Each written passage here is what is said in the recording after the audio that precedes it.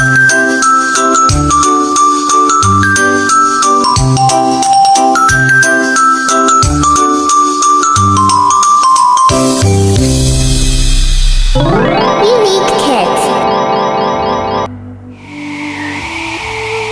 the days when the judges ruled, the land of Judah groaned under the weight of famine.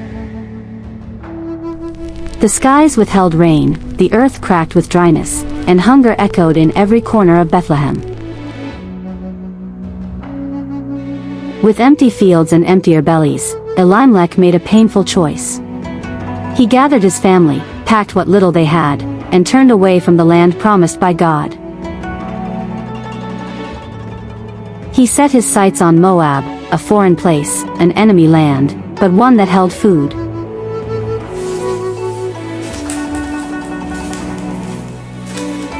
The journey was long, the road uncertain. Yet they walked forward, away from home, chasing survival. Moab was different. The language, the customs, the gods, all unfamiliar. But the land was fertile. Elimelech found work. Naomi tended the home. Their sons grew strong. Time softened their hearts toward this new place. And as seasons passed, it became more than a refuge, it became a home. Love blossomed even in foreign soil. Mahlon married a Moabite woman named Ruth, quiet, kind, with eyes full of depth. Kilion wed Orpah, gracious, warm, with a laughter that filled the house. For a while, Naomi's heart was full again. Though far from home, surrounded by strangers, she had family. She had hope. But joy is often fleeting in a broken world.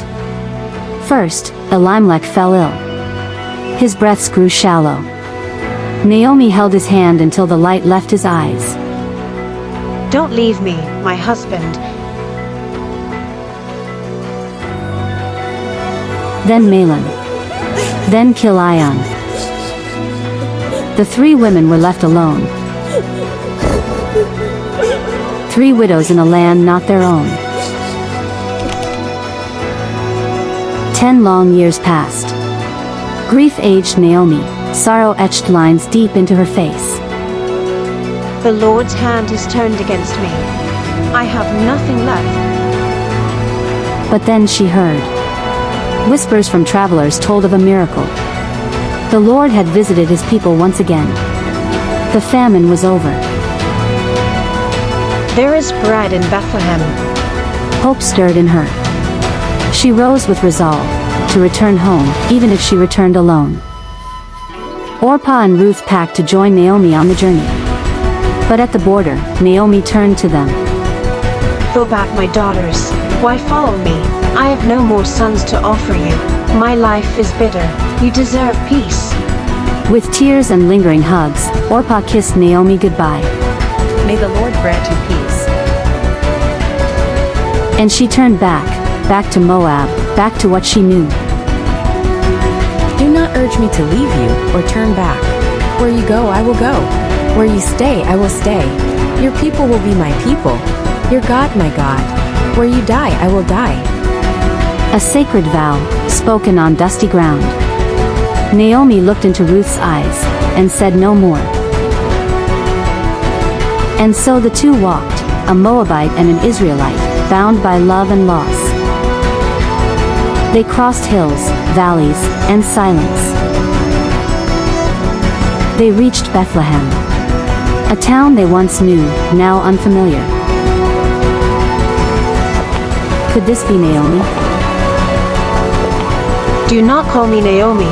Call me Mara, for the Almighty has made my life very bitter. But with Ruth by her side, a new chapter waited to be written. Bethlehem was small, but its streets buzzed with murmurs. A Moabite woman had arrived with Naomi. Outsiders watched Ruth with cautious eyes. But she walked with dignity, her head high.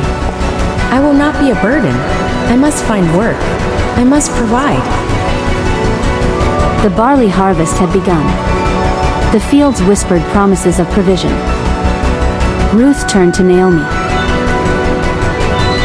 Let me go to the fields and glean among the ears of grain, behind anyone who allows me. Go, my daughter. Ruth wandered beyond the outskirts and entered a field alive with harvesters. She kept to the edges, bending low, picking fallen stalks. She did not know, this was the field of Boaz, a relative of Elimelech.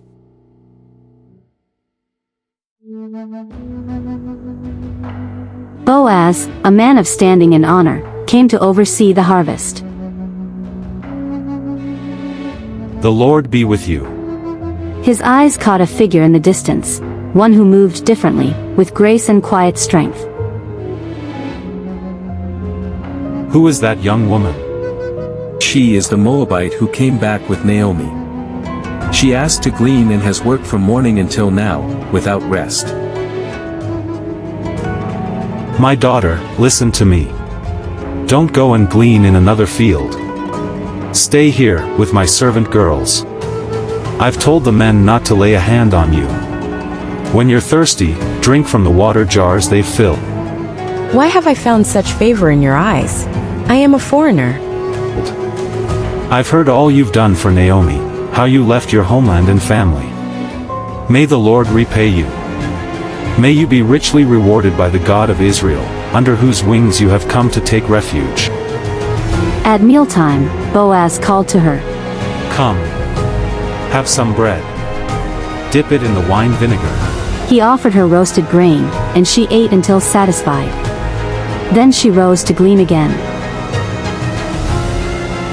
Let her gather even among the sheaves. Leave stalks for her to pick. Do not rebuke her. That evening, Ruth returned to Naomi, arms full of grain. Where did you glean today? Blessed be the man who took notice of you. The man's name is Boaz. The Lord bless him. He is our relative, one of our kinsman redeemers.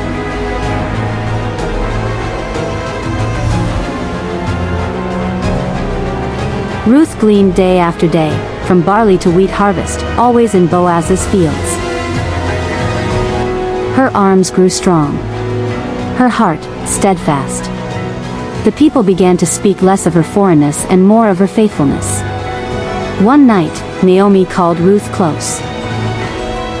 My daughter, should I not seek rest for you? Boaz is our relative. Tonight, he will be winnowing barley at the threshing floor. Wash, perfume yourself, and put on your best clothes. Then go to him.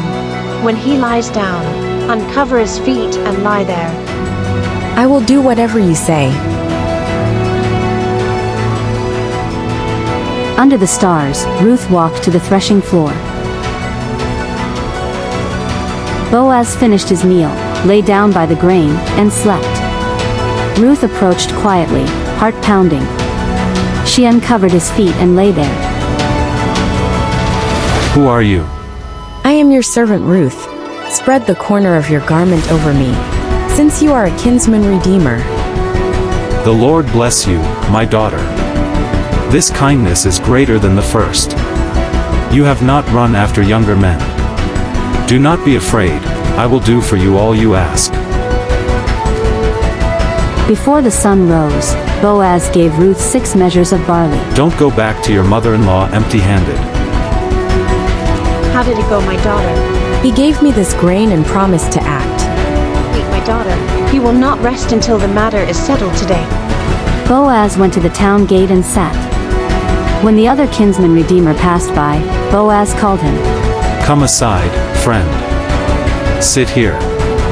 10 elders joined them. Boaz explained Naomi's land and Ruth, the Moabite widow. I cannot redeem it without endangering my own estate. You redeem it. In the presence of witnesses, Boaz made it official. You are witnesses this day that I have bought from Naomi all that belonged to Elimelech. I have also acquired Ruth the Moabite to be my wife. May the Lord make the woman like Rachel and Leah. May your house be like that of Perez. The town rejoiced. Songs filled the air. Ruth, once a foreigner, was now a bride of Israel. In time, Ruth bore a son. They named him Obed. Obed would become the father of Jesse, the father of David. Praise be to the Lord, who has not left you without a guardian redeemer. Naomi's arms were no longer empty. Her story, no longer bitter. And so Ruth's name entered the lineage of kings. From her womb would come David, and from his line, the promised Messiah. That evening, Ruth and Naomi sat by the fire, the crackle of flames echoing their shared memories. So much has changed, and yet, I still hear the voice of the past in the wind. But now, my daughter, the future sings back. The people of Bethlehem spoke kindly now. Ruth, once watched with suspicion, was spoken of with admiration. She came from Moab, but her heart beats like one of us. No longer Mara. Naomi was Naomi again, pleasant, full, restored. The Almighty has filled my cup once more. Ruth held her son in quiet reverence, watching his eyes explore the world. The act. He is not just my son, he is our legacy. The women named him Obed. And Naomi, though grandmother, held him as her own. Naomi has a son. In that child's quiet breath lay generations yet to come. Jesse would rise. David would reign. And one day, the Christ would come. All from a choice made in a foreign land, by a woman who refused to turn back.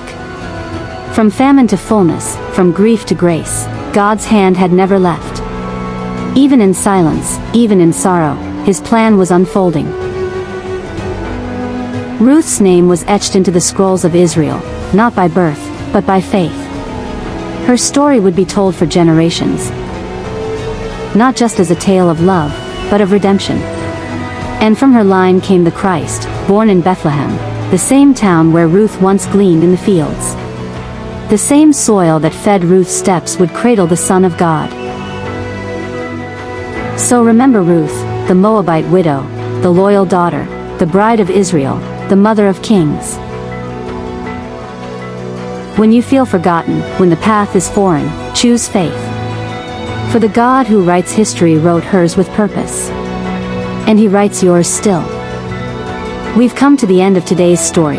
What a journey of love, faith, and redemption. If you enjoyed it, don't forget to like, subscribe, and turn on the notification bell so you never miss another inspiring video. See you in the next one.